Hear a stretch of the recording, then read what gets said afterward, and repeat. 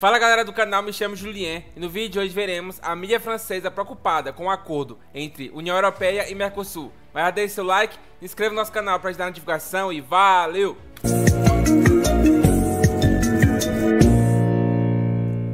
Bienvenue dans l'essentiel du dessous des cartes. Le monde agricole européen est en ébullition, particulièrement en France, mais aussi en Espagne ou en Belgique. Parmi les motifs de colère, la concurrence jugée déloyale de produits agricoles venus de pays extra-européens, moins chers et moins exigeants sur le plan environnemental, notamment ceux en provenance d'Amérique du Sud.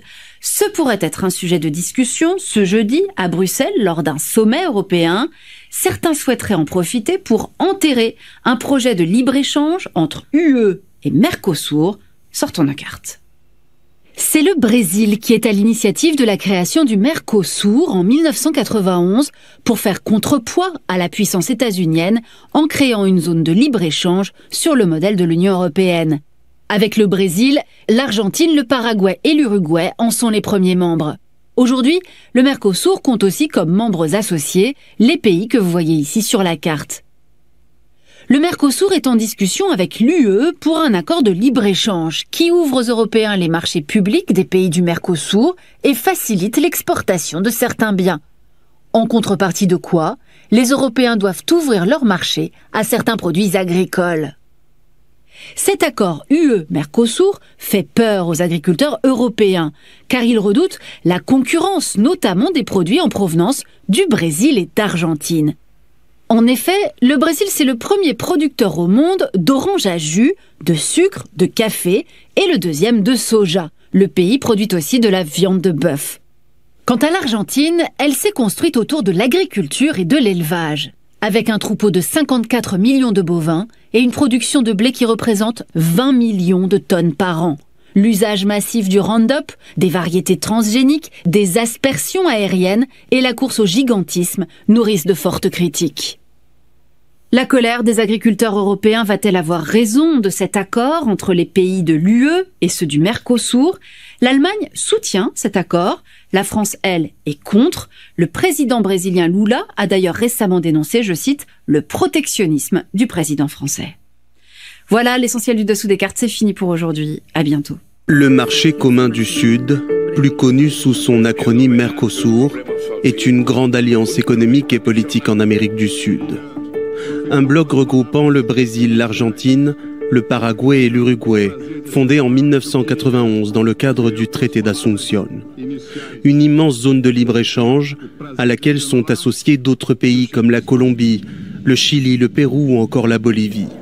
Plus de 3 décennies après sa création, le Mercosur est aujourd'hui le 3e bloc économique mondial en termes de volume d'échange. Il se place juste derrière l'ASEAN, regroupant les États-Unis, le Canada et le Mexique, et l'Union européenne. En quelques chiffres, c'est un marché cumulé de 295 millions de personnes, avec un PIB combiné de 3 000 milliards de dollars, ce qui représente plus de 80% du PIB total de l'Amérique du Sud. Avec un impact économique qui dépasse ses frontières, le Mercosur a signé plusieurs accords commerciaux pour étendre son influence dans le monde, et notamment avec la Chine, qui est devenue ces dernières années le marché le plus important pour les Sud-Américains. Dans l'agroalimentaire, avec un géant chinois moins regardant sur les réglementations, mais aussi dans les secteurs de la technologie et de la santé, les investissements dans les infrastructures et les capitaux. Des relations économiques au détriment de l'Europe, longtemps le plus important partenaire commercial du Mercosur. L'Alliance a signé un traité avec l'UE en 2019, visant notamment à abaisser les barrières tarifaires. Quelques 300 000 tonnes de viande bovine et porcine et de volaille viendraient inonder le marché européen. L'accord n'a jamais été ratifié, car plusieurs pays, dont la France, s'y opposent, en raison entre autres de son coût environnemental et de la concurrence déloyale qu'il représenterait, selon les agriculteurs européens.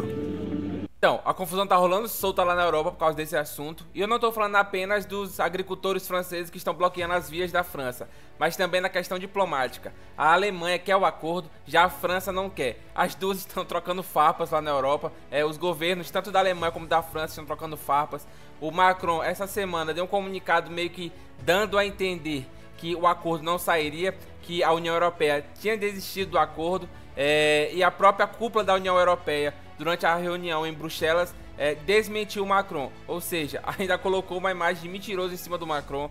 Tá uma confusão generalizada por causa desse assunto. A semente da discórdia foi plantada lá e cada um tá olhando pro seu umbigo e não tá nem pro outro.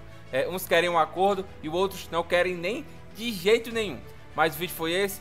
Deixe seu like, inscreva no nosso canal para ajudar na divulgação e valeu!